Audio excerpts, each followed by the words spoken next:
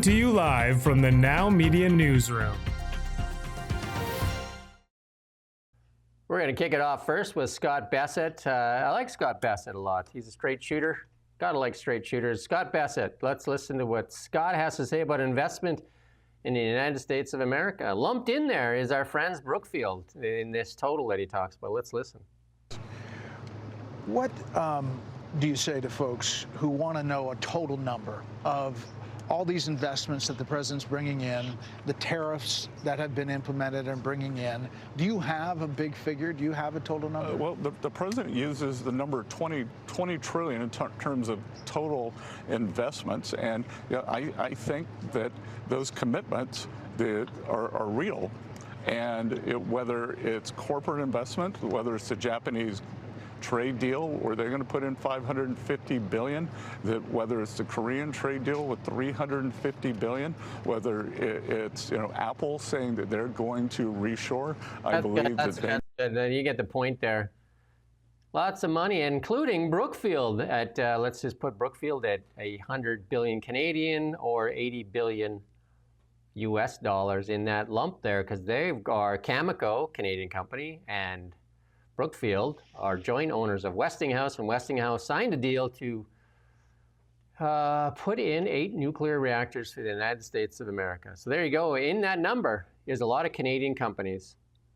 A lot of Canadian companies are in there. So, although these numbers, we should say, are kind of being chucked around, aren't they? Like the proof will be in the pudding, though I'm sure it will still be a lot of money. But I think that's why Scott Bessent there said, the figure President Trump uses, because it's like he didn't want to say it. He wanted it to be Trump. He's hanging it on his. He is. I like Scott Bessent. One thing about Scott Bessent that's really cool about Scott Bessent is that he's got a husband, but you never know it. Do you know what I mean? He never throws that card out there. Never tries to play it. Never does anything. Scott just talks straight. And he just schooled somebody there, I think it was on MSNBC, and they say, oh, you must have made a lot of money in the stock market, or you got a blind trust. And he's like, nope, there's no such thing as a blind trust. I sold all my stocks. Mark Carney, on the other hand, blind trust, and he still doesn't deal with the conflicts of interest. And I said, like Scott Bessent should come to Canada. He could be making out like a bandit. We got Donald Trump in the room. He's got some royalty in the room there. And this royalty is throwing around the cash money. And, you're not supposed to touch the crown prince. That's kind of one of the rules. But obviously, Donald Trump gets some special privileges there. Let's listen in here. Does Trump blow them all away? No, it's another league, Mr. President. Mr. President, and Trump doesn't give a fist pump. I grabbed that hand. I don't give a hell where that hand's been. I grabbed that hand. It reminds me of a Seinfeld episode, sometimes with Trump talks about himself in the third person, just like, remember George when he did that thing? George doesn't like this. George doesn't like that when he talks about himself in the third person. Anyway. But also just the way that he gives you an indication of what's in his mind. He basically tells you by the things that he says, because it's widely rumored, almost to the point of it being a fact, that that he's weird about germs and he's not very happy about shaking people's hands. And then he said, I don't care where that hand's been, and that's also obviously in his head. Clearly, is this idea like, oh, did he go to the toilet with that hand, kind of thing, as they do in the Arab fashion, as they say. It's obviously in his head, isn't it? But he's such a strange guy. He's such a David Brent kind of figure that he's just like telling everybody. He's like, nope, don't care where that hand's been. Yeah, woohoo! It's some good cringe. Well, the Crown Prince there. There was a lot that happened, and you got to go watch it. There was a lot that happened in this interaction, but the Crown Prince did commit to $1 trillion. And I know some people in Canada, or some of the media in Canada, was like, that math doesn't even add up. Their economy is not worth $1 trillion. Well, that's not their economy that he's investing. They have a lot of money in the bank. You know how they have a lot of money in the bank, or that they have? They sell their oil. They sell their oil. But, people just take a number and they say, well, GDP is not even $1 trillion. We're not investing their GDP. They're investing the vast fortunes they have. They have investments all over the world. And how do they have that investment? Where did they get it from? Where did they get that money from? Yeah? Anywhere? Beautiful, delicious, tasty, sweet crude oil. Texas tea, black gold, bubbling up, Beverly Hillbillies. That's the kind of stuff, right? Texas tea. And then the goats in the room. The goats back. The back in the room as well. Here's one of the goats showed up, and finally it looks like there's some fence mending there. There's the ultimate goat, Elon Musk, in the room with a couple other goats. Greatest of all time and is most consequential man on this planet as far as companies go and technology goes. Back in the room. Trump touching him as well. Let's play this clip here.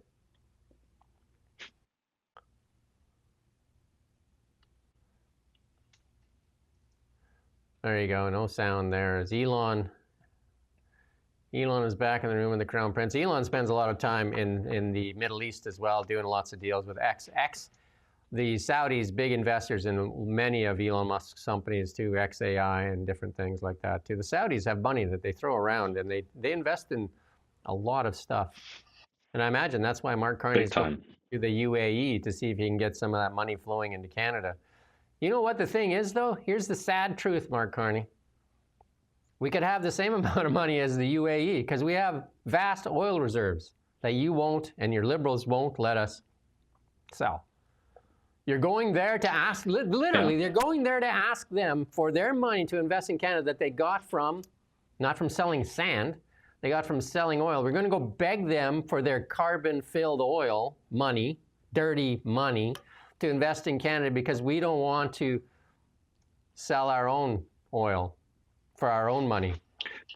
Because we don't want to upset Quebec and the environmental coalition who might knock the Liberal Party out of power. Can you figure that out? Anybody? Just to finish off that idea.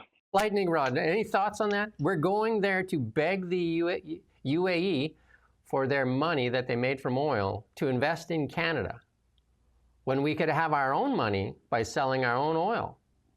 Because according to even Mark Carney, we have the 4th largest oil reserves in Canada, or in the world. Does it make sense? Make it make sense to me. Before I go mad, crazy. CBC, and it's not just Saudis, because you could easily dismiss the Saudis as like whatever you want to say, corrupt or tyrants or whatever. But it's also countries like Norway, isn't it? Which you mention from time to time. Here goes Lightning Rod with a bunch of distractions. Why don't you just answer the question, Lightning Rod? Come on, be fair.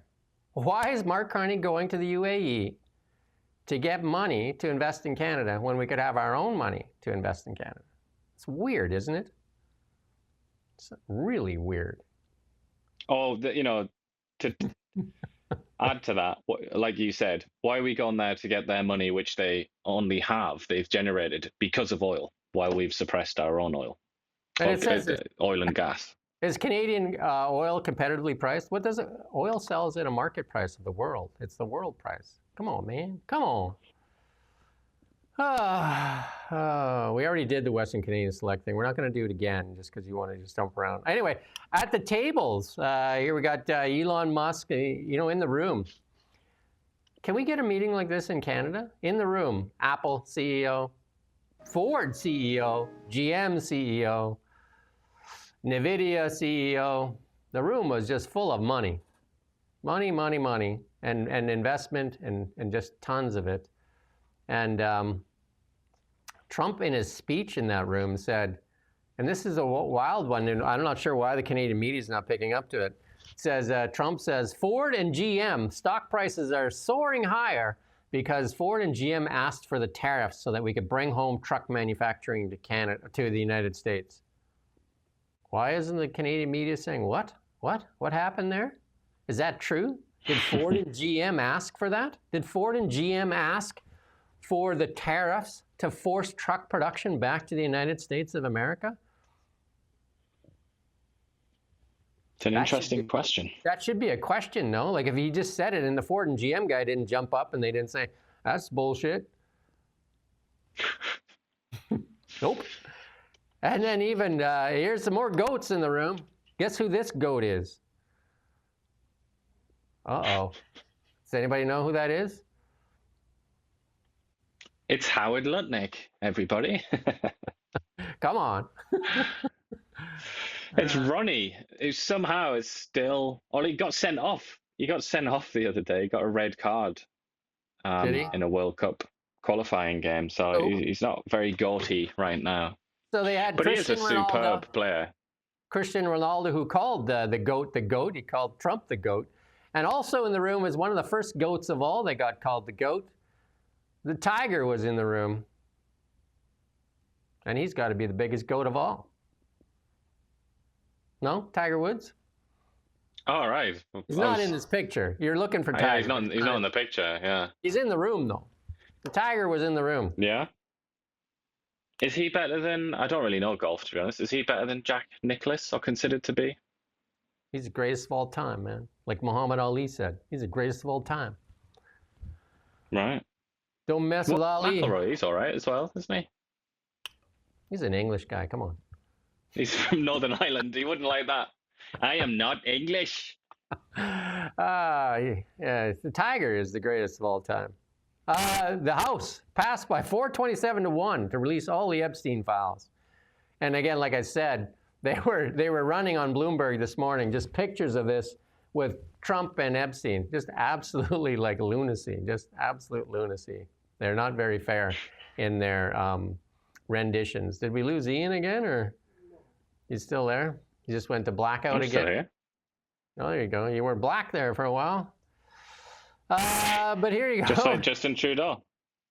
Nice. And then we got Jesse Waters. Jesse Waters, he's a regular on the show now, actually. He's talking about a little bit of the Epstein file. We'll just play a small couple seconds of this when he starts bringing in some of the Democrats into this. Hakeem Jeffries actually was looking to fundraise from Epstein.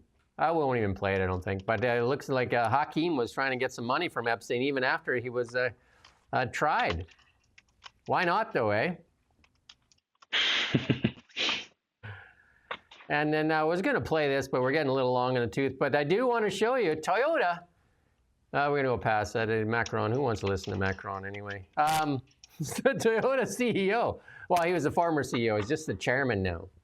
But he's gone full MAGA. He was at the NASCAR there thing, and he jumped out of the vehicle there. And you got the MAGA hat on and a Trump Vance T-shirt and everything. We go to the next one there. So there you go. If you're driving a Toyota and you got TDS, put her up for sale. Because remember how, like Elon Musk was a Nazi, you had to sell your car? Well, turns out Toyotas are the same thing. And I imagine Fords and GMs are too, because they were there in that room full of Elon Musks and really bad people. Now what? It's well known. Now what?